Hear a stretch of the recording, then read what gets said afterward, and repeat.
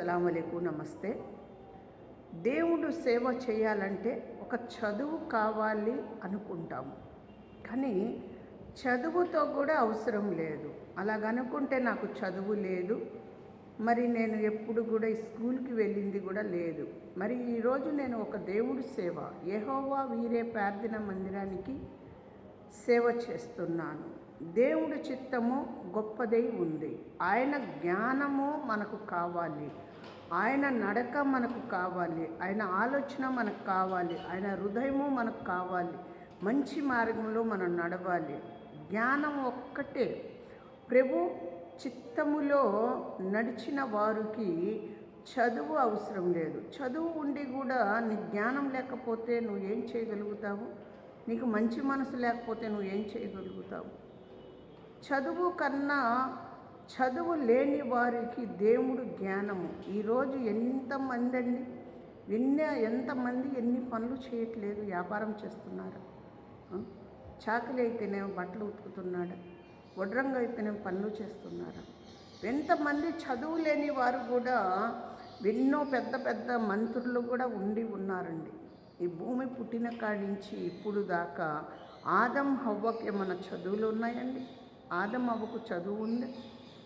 వాళ్ళకి ఏమన్నా దేవుడి ఇచ్చిన జ్ఞానంతోనే ముందుకు నడిచారు, దేవుడితోనే ముందుకు నడిచారు. ఆదిలో ఎవ్వరికీ చదువు లేదు.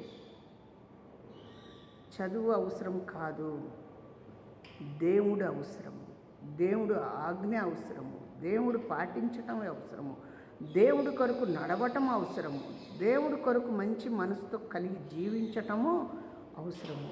అందుకే సేవ చేయాలి అంటే చదువు ఉండాలి అంటారు. ఎంతోమంది వెక్కిరించే వాళ్ళు ఉంటారు. వెక్కిరియటాలు వద్దండి. దేవుడి కొరకు నడిచేవారు కావాలి దేవుడికి. దేవుడు ఇచ్చిన జ్ఞానంతో నడిచేవాళ్ళు కావాలి దేవుడికి.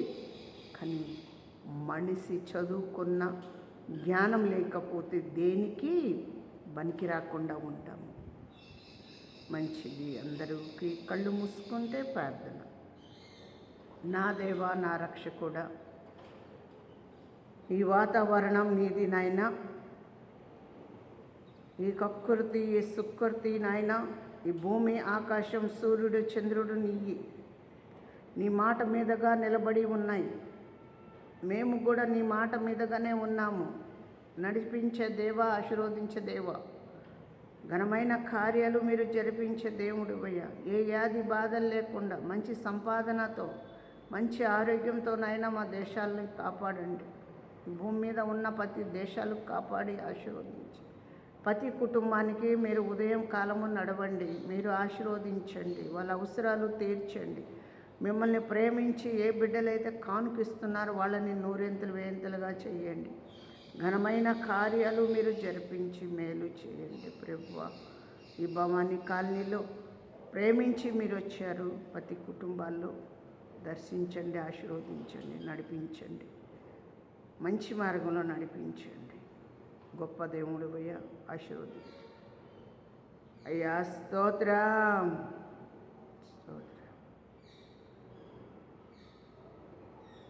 అందరికీ వందనాలు. యేసు నామములో అందరూ బాగుండాలని కోరుకుంటున్నాను. మీరు కూడా అందరూ బాగుండాలని కోరుకొని ప్రార్థన చేయండి.